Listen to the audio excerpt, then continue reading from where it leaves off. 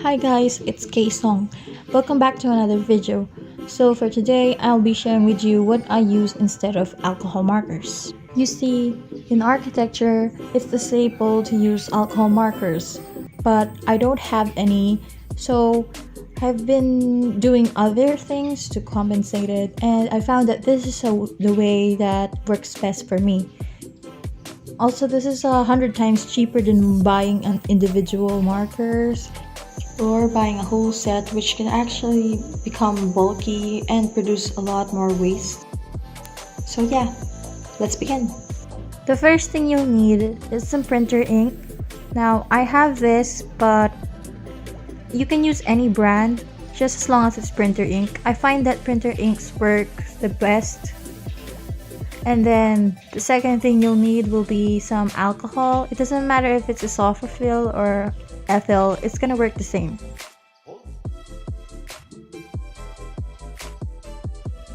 I think you can already tell the process of it, but it's pretty easy. You just need a couple of drops of ink and you just gotta spritz it with some alcohol.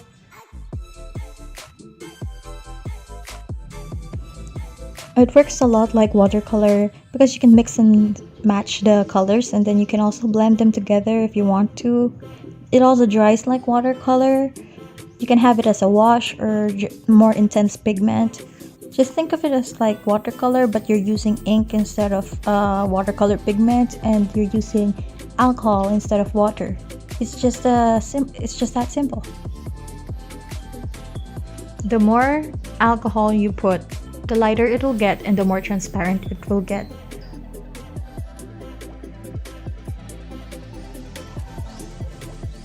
I actually thought of this method because it was quarantine and I couldn't go out to buy alcohol markers, and I needed them because classes were starting, but I have a printer at home, so I used our old ink and came up with this.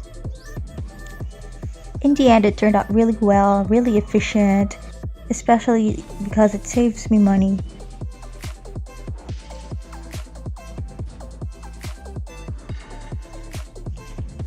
Right now, I'm swatching the yellow. First, we'll use the one with the alcohol.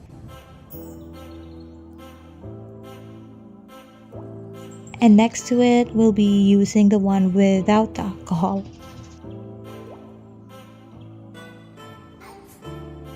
See how much lighter the one with the alcohol is?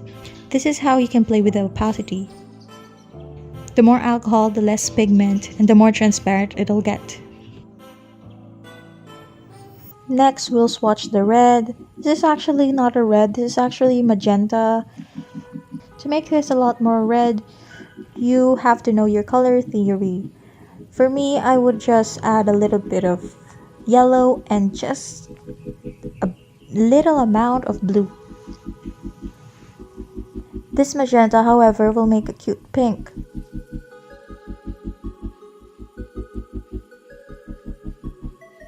When cleaning your brushes to change color, you can rinse it with water and then make sure that it's dry using a paper towel or anything to wipe off the excess water. This is so you can prevent water from seeping into your tracing paper. As you know, tracing paper does not react well to water since it'll make it wrinkly and crinkly once it dries. Then we have the blue. This is actually not a true blue because, as you know, printers use CMYK instead of RGB. To make the cyan a little bit more deeper in color, you just need to use a little bit of magenta. When it's wet, it looks a little uneven and patchy, but when it's completely dried, that's not the case. It's gonna look even and there's little to no patchiness. And as it's not dry yet, you can actually blend it and mix it with a few colors. Let's try mixing some color to make a rainbow. Let's start with green. Add a little bit of yellow and then some blue.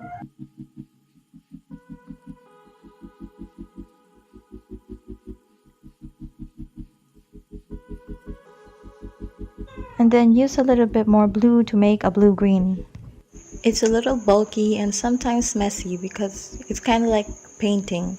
But since I don't have any face-to-face classes, it's not really a problem.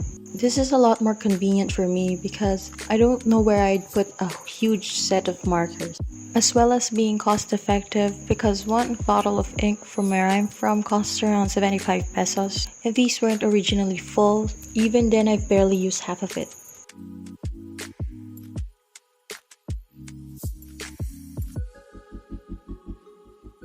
Let's start with some yellow orange first and let's end with red orange.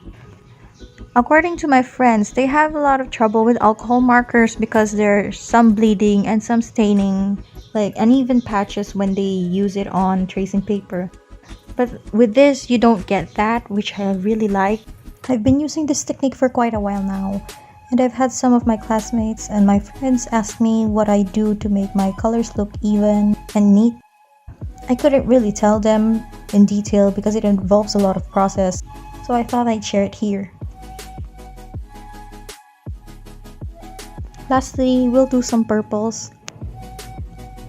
For purple, you need blue and red.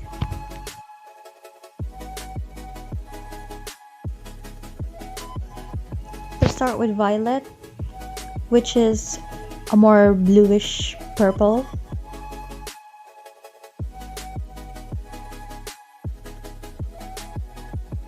Then let's end with a red violet.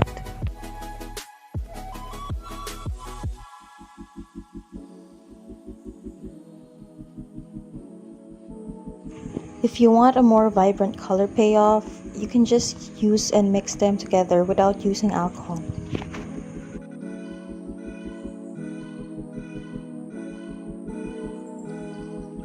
Here I'm gonna put some more alcohol to lighten the color, So it'll look like a lighter red violet.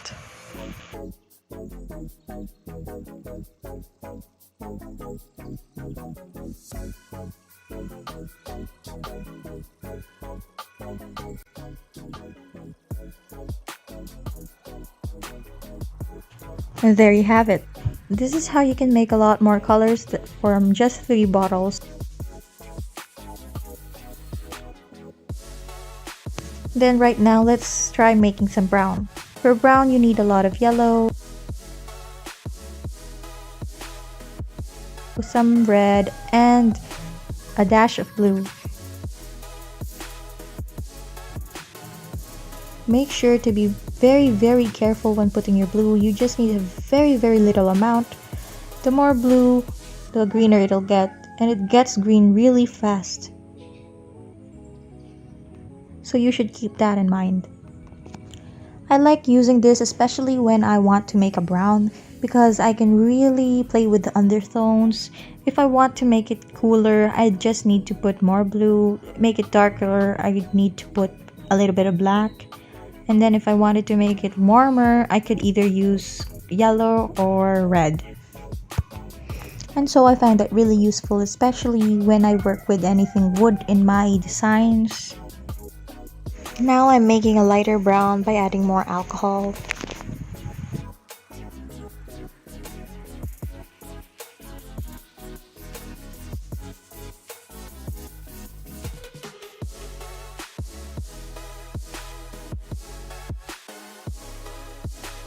That's the end of the quick demo. I hope you find this video useful. This is K-Song. Don't forget to like, comment, and subscribe. Thanks for watching. Bye!